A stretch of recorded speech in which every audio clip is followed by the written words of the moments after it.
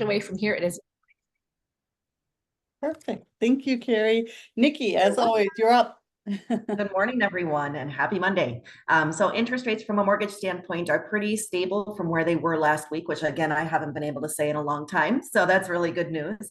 We're sitting at the high fives to low sixes, depending on your qualifying and what type of loan you're doing. I have seen loan rates dip last week as low as 5.25 on some FHA stuff. So that's really, really good news. And we're definitely headed in the right direction. One of the big impacts over these next couple weeks is going to be, believe it or not, the Longshoreman Strike that's kind of coming up here.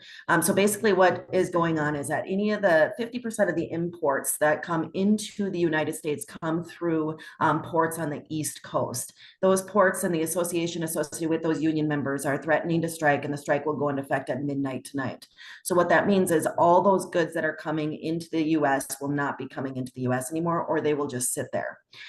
With that being said, there'll be no action on them. So the hard or the worst case scenario is that we're going to start to see the impact on inflation, just similar to what we did during the COVID times where the stores were not getting the supplies that they needed. The cost of the goods was increasing, and it was a really, tough time, as we all know, during that time to really get consumer goods. So that's kind of the worst case scenario. They're really hoping to have resolution to the strike pretty quickly.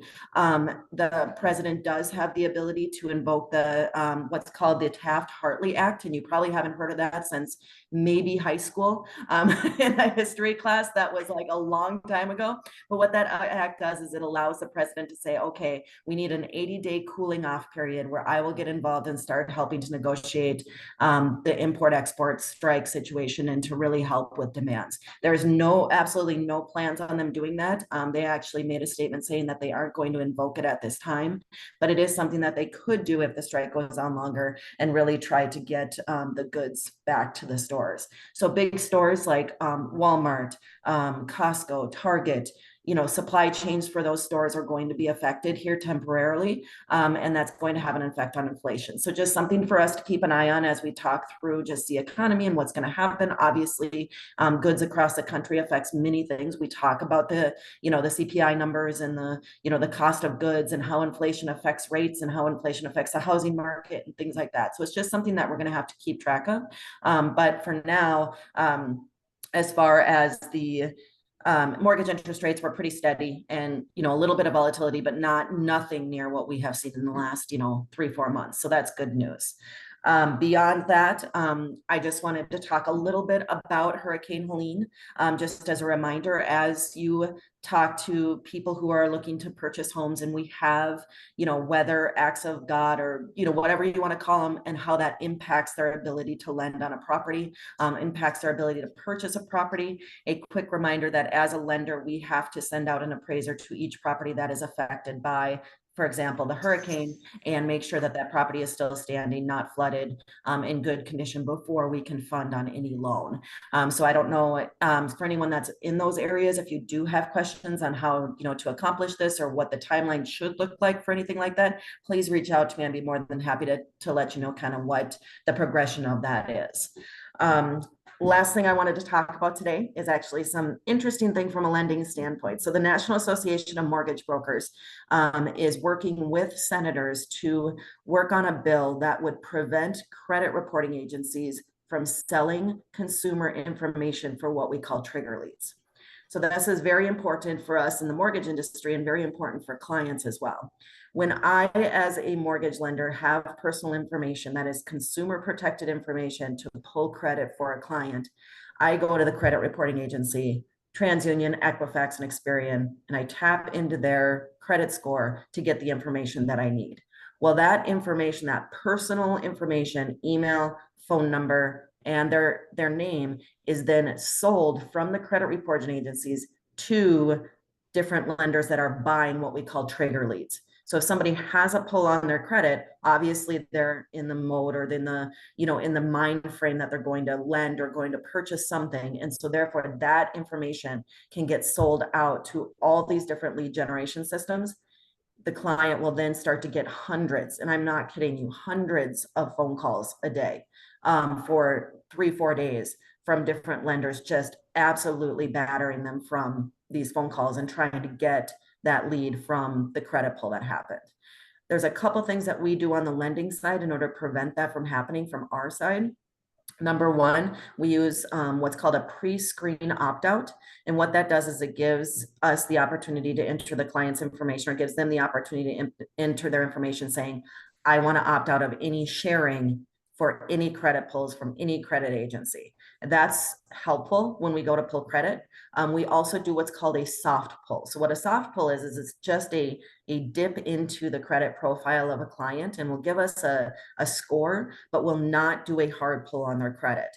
The information is shared when there is a hard pull on their credit, not a soft pull. So during the pre-approval process, we do what's called a soft pull, which will help prevent that information from being sold. And then when we get to the point where they have an actual purchase agreement and we have to do a hard credit pull, we will do that pre-screen opt-out, which helps to get that information not sold. Also, when we go to pull credit, we'll pull out their email address, we'll pull out their phone number from the application and then pull credit that way. It works 90% of the time, but a lot of times it doesn't work. And so this bill will actually prevent that credit reporting agency from being able to sell that information. It's super important that that happens only with a consumer protection. It becomes, they're calling it what's called an abusive practice from the credit reporting agencies by saying like, hey, you're selling this information, this private information to people that is, you know, considered public in the idea that a phone number is considered public information. However, it is, the consumer has an intention to do something with a certain lender. And it's just an idea to help, you know, it's in an effort to help protect the consumer. So if you guys do have, you know, buyers, they will, you know, and they're working with lender, depending on what lender they're working with, it is something for them to be aware of, that it may end up that they end up getting a ton of trigger leads and things like that. I always explain to my clients, this could happen, you know, it is what it is. I'm not selling your information at all whatsoever. Unfortunately, I can't prevent Experian from doing so.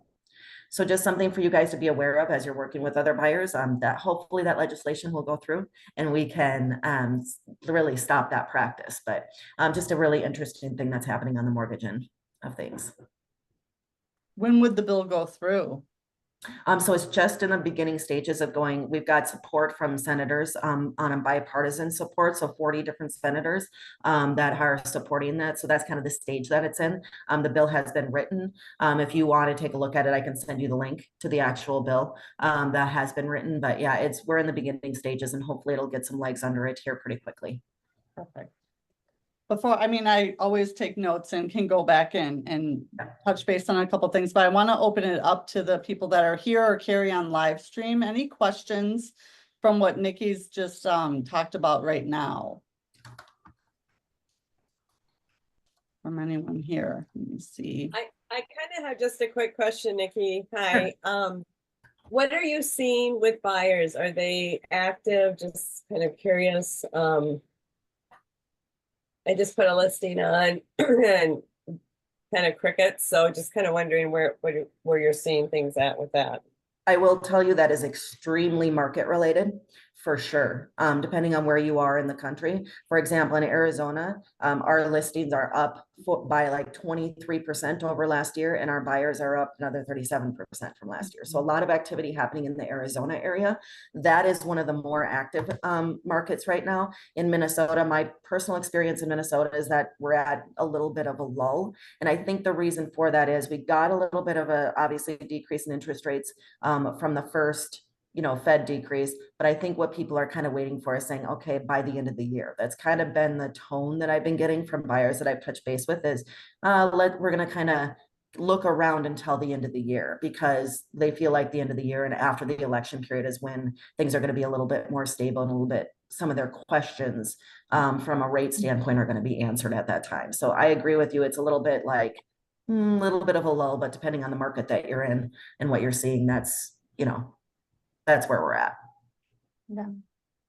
Well, and Okay, with thank that you. said, what's some of the things that we could, you know, and it's never about manipulation or persuading, but you can, as anyone knows on this call, make every market a market for a buyer, a market for a seller. So if we do have buyers and they're and the rates have come down a little bit and they're still putting off or waiting? You know, what are some of the things that we should, you know, be thinking about or bringing to their attention that we might not be right now? 100% have them check with their lender and get new numbers, get new affordability numbers. I mean, I'm talking to people about refinancing their mortgages that are at almost 8%, you know, because they bought in the last 18 months. And if you think about I'll give you an example. So I have a client who purchased a home a year ago at 360. The home just appraised for 405. At 360, they were at a 7.625% interest rate. The loan amount, they only put like 5% down. When we were able to refinance them, because of the difference in value, they are now able to go drop their mortgage insurance amount and drop their interest rate to, I locked them in at 5.625 on Friday. And they say they're saving almost $500 a month. So those savings are there. So $500, if you think about when someone was shopping a year ago at 7.5 or 7.625, they're now shopping at 5.5, 5.625. That's 2 percentage points. That's a huge amount of money on a $300,000 purchase, especially from affordability standpoint. So keep that in mind and have them recheck their numbers with their lender. Mhm. Any other questions, Mary, or does that help? Yeah, that helps. Thank you. Okay. And if you guys on any of your listings, you want me to put together just some loan scenarios in a flyer form, so that you can attach that to your listing or hand that out as something like, hey, this is where the numbers are coming in at. I can absolutely do that on any listing. Yeah, that's great. I think especially for even at the listing, sending to all the agents that schedule is showing, social media, all things. And then you're really looking at working towards and for your buyer. I love that. Good. Anything else? Anyone else? Because we have a good call here and I want to make sure that you're understanding what Nikki's saying or having anything that happened over the weekend or the past week that you want to touch base on. Okay. Well, good. And I'm just looking here at my notes and what you had said. So going back to the strike that is going to go into effect potentially, well, at midnight tonight, what is the timeline or is there the impact that it could go through inflation and come to mortgages just right? I guess just to give us a little bit more of a wide lens view. Yeah, absolutely. So if you really think about it, we're talking probably, depending on how long the strike can go on, if it goes past 30 days, that's where we're going to start to see like the real impact in our own personal, you know, stores and our own personal lives, from that standpoint. And we're going to start to see effect on the bond rates and things like that. If it goes less than that, I mean, there is going to be some impact. There'll probably be like a 2 or 3 week delay in it. Than when we actually see the impact. But yeah, I mean, it really depends on how long that strike goes on. And if you really think about it, so this is what stat that I said that they were talking about. Every day that those ports are not shipping or not importing goods is costing the US $6 billion a day. So you think about that over 30 days, that's a huge impact to the economy, a huge impact to the cost of goods, a huge impact to those numbers that are going to start to affect everything else in the economy. Now, this is again happening tonight. So really it's all about the predictions and all about what the experts are saying is going to happen or could potentially happen. We'll know more as the week goes on as far as how long this is going to last, what the new numbers are, if we're seeing the impact in the stores already, you know, things of that nature. But it's definitely something that we're going to keep an eye on because it does affect everything. You know, when you think about any of the imports that come into the US. Thank you for that. And then just for the newer agents or agents that might not know the difference, what is the biggest difference or a couple between a soft pull and a hard pull? And how can you do it? How valid is it? Just because I know that's come up with agents, especially newer ones when I've talked with. Absolutely. So a soft pull, all it does is it just like if you were to go, it just like takes a snapshot of somebody's credit and says, okay, you know, Experian, for example, is showing these liabilities and Experian gives a score of, let's call it 762. Well, you can reasonably predict that TransUnion and Equifax, the other two credit reporting agencies, are going to be right around that same area. Okay, so you can say, okay, so for pre-approval purchases, I can use a credit score right around 760 and know that once I do a full credit pull, which is all three agencies, my credit score should be right around that. Some lenders do a soft pull on just one agency. We do a soft pull on two, just because we want to get a high range and a low range and understand that that third score could be the mid score. So for example, let's just say I said, Angie, you want to buy this house. I'm going to just do a soft pull on your credit. In other words, I'm just going to get a snapshot from Equifax and TransUnion, and I get a 760 score and I get a 740 score. Well, I reasonably know that the third score is going to come in somewhere around there. So I'm going to use that 740 score for qualifying, and just know that once I pull in the third bureau, it's really going to be a matter of whether it increases a little bit or not. But then we can go by the worst case scenario. It's important on a soft pull, if I have a score that's, let's just say, a 699 as my low score, and then I have a 730 as my high score, it's gonna, the interest rate and the mortgage insurance is really impactful between those two scores. So I'm probably going to talk to the client and say, I want to do a hard pull during the pre-approval process, because that's going to help get us further information. A hard pull is when you actually have the inquiry on your credit. It's all three agencies and gives the full spectrum of everything reporting to the credit bureau for all three agencies. So sometimes, like for example, a bankruptcy may appear on Equifax and TransUnion, but might not appear on, Experian, something like that. So we do a soft pull on two of them to get the full credit profile, but there are some things that might show up on that third bureau that aren't reporting to the other two as well. But most of the time that soft pull is pretty reliable as far as, going from for a pre-approval process. Perfect. Thank you. I know I just get that question, so I'd love to Yeah, hear how you explain it. So great. Yeah, it's like when you go to get like utilities set up, for a property, sometimes they'll do a soft pull. It's just a tap right into your credit and it doesn't affect your score. A hard pull does affect your score by about 3 points. And there's about depending on credit score, a 30-day recovery from it, as far as getting those points back. But a soft pull just doesn't affect score. Perfect. Good. Well, we're at the 20-minute mark, and I know we always try to be aware of your time and appreciate you coming. Any other question or any accountability that anyone wants for next week? Don't be shy. We're here to help. Good. Well, All right. Just a reminder, Wednesday, we still have our call 1 p.m. Eastern. Same, that's a different Zoom link. If you don't have it, let me know. We've been sending it out via email, but just message me if you don't have it.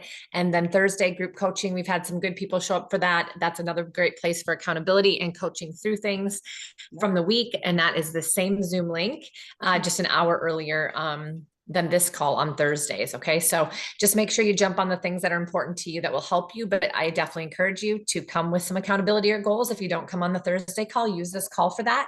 We have found people that are showing up and saying, this is what I'm going to do. And this is what I am committing to, and then have some accountability towards that, are moving the needle forward much more than those that don't. So we just want to encourage you to do that. Take this information, rewatch it, go back in the live stream. If you're with EXP, go to Angie's YouTube. If you're not, write down some of these things and make a post. Go find Nikki on her socials, and she's going to do videos on this, and make sure that you reshare that if that's easier for you. But there's a lot going on out there, you guys, a lot that people need to know. And the reality is, if you're the one telling them all the things, they're going to trust you.